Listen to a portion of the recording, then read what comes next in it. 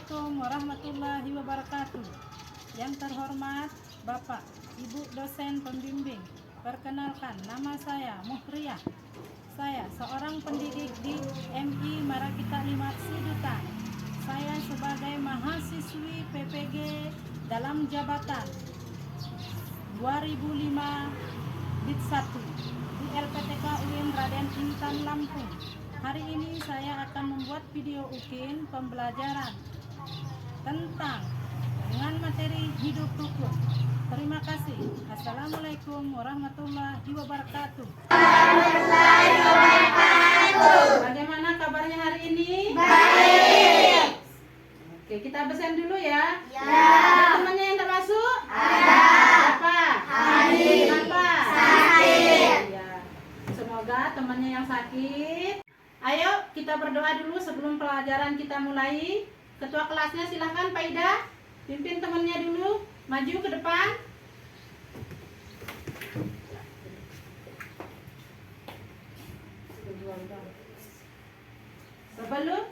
Sebelum kita belajar, marilah kita berdoa bersama-sama. Bismillahirrahmanirrahim. Qul huwallahu ahad, Allahus samad, lam yalid wa lam yulad wa lam yakul lahu kufuwan ahad. Amin. Semoga pelajaran hari ini yang kita mulai lancar dan berkah. Sila dulu ya anak-anak ya. Ya. Ayo mulai. Pancasila. 1. Ketuhanan yang Maha Esa. 2. Kemanusiaan yang adil dan beradab. 3. Persatuan Indonesia. 4. Kebijakan yang dipimpin oleh hikmat kebijaksanaan dalam permusyawaratan perwakilan. 5. Keadilan sosial bagi seluruh rakyat Indonesia. Oke, kita bersama. Sekarang kita belajar tentang hidup rukun di rumah. Kira-kira ada yang tahu hidup rukun di rumah? Silakan Pak Ida, bisa menjelaskan itu hidup rukun di rumah? Hidup rukun artinya saling menghormati dan menyayangi antara sesama manusia. Ya, yang namanya kita hidup rukun itu kita harus saling menghormati satu sama lain. Entah itu di rumah, di sekolah, entah kalian di tempat kalian bermain. Jadi jangan saling membenci. Harus akur. Nah, itu namanya hidup rukun. Kira-kira ada yang tahu contohnya? Ya, silahkan.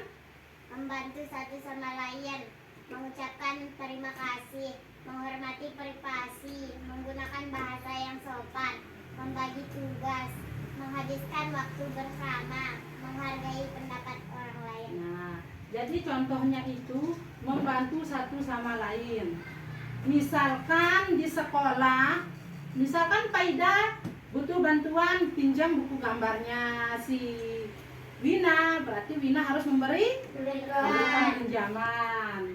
Mengucapkan terima kasih. Setelah meminjam harus mengucapkan terima kasih. Menghormati privasi. Privasi itu artinya pribadi ya. Jadi privasi orang kita tidak boleh harus masuk ke privasinya orang ya. Ya. Menggunakan bahasa yang sopan. Setiap berbicara harus kata-kata yang sopan, jangan yang kasar-kasar. Terus membagi tugas. Nah, membagi tugas satu sama lain kalau di sekolah ya. Misal yang laki-lakinya mengangkat meja, mengangkat bangku, yang ceweknya menyapu. Menghabiskan waktu bersama di rumah. Entah itu kalian bermain sama ibu bapaknya, sama adiknya.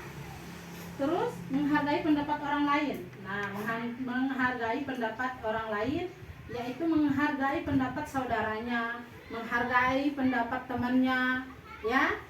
Ketika ada teman yang adapun tujuan pembelajaran hidup rukun adalah 1. Meningkatkan keharmonisan keluarga.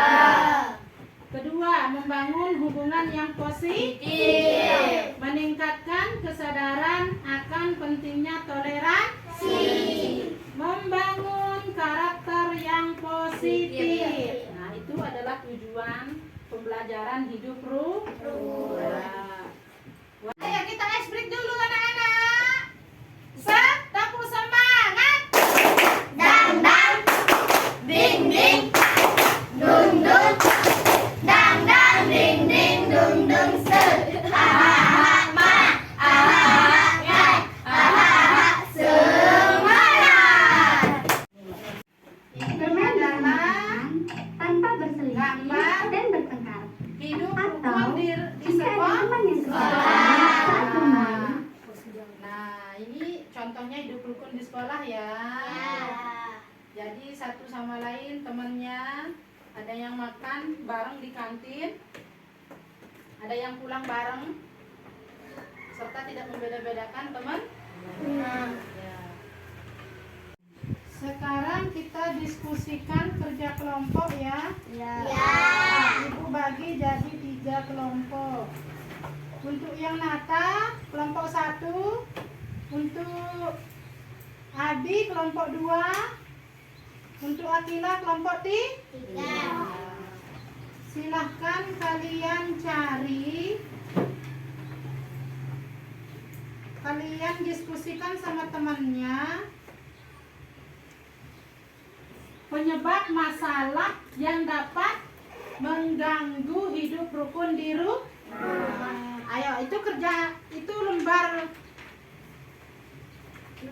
jawabannya silahkan ditulis di sana, satu kelompok, kelompok 1, kelompok 2 sama kelompok 3. Silahkan didiskusikan. Diskusikan penyebab masalah yang dapat mengganggu hidup rukun di rumah. Silakan Abi. Coba lihat jawabannya. 1, 2, 3. Ya. Coba kelompok 1 jawabannya apa? Penyebabnya? Kurangnya komunikasi yang efektif dan menyebabkan kesalahpahaman dan konflik. Ya. Kalau yang Abi? 2.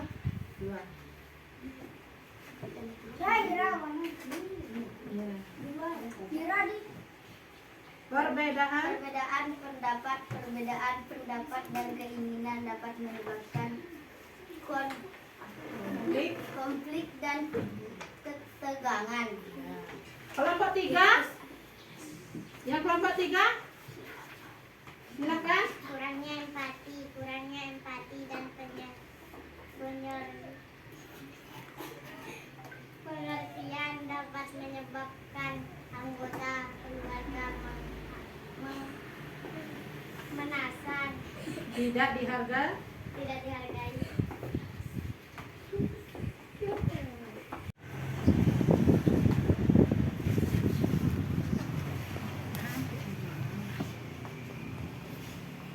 Ayo kita lihat dulu hasilnya.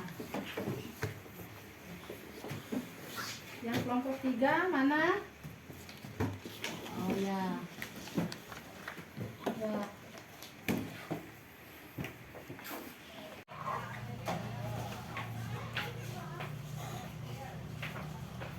Baik anak-anak, untuk menutupi pelajaran hari ini, marilah kita berdoa. Silahkan, siapa yang memimpin doa? Ayo ketua kelas.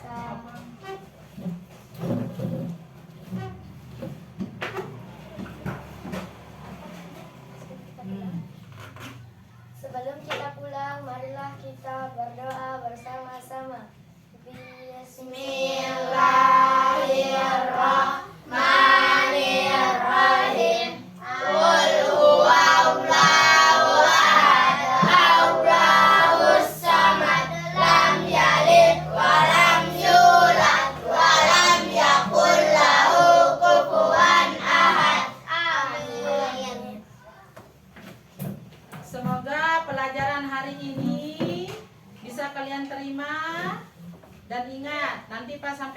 diulangi lagi ya. Iya. Karena sebentar lagi kita akan semester. Untuk kenaikan kelasnya.